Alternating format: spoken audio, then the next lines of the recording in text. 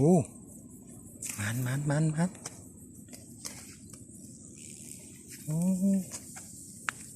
ถึกเลย3 ตัวนี่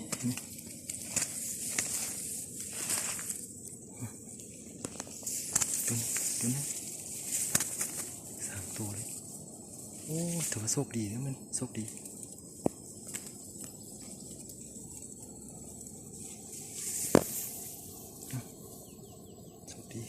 ขอบใจตัวนี้อีกตัวนึงเนี่ย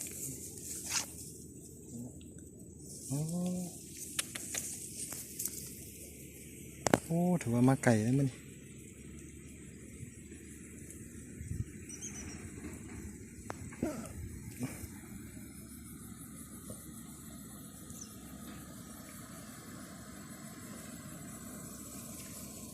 มาไก่เดียว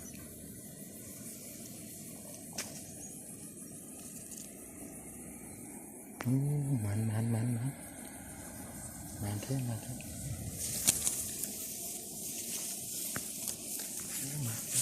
ี้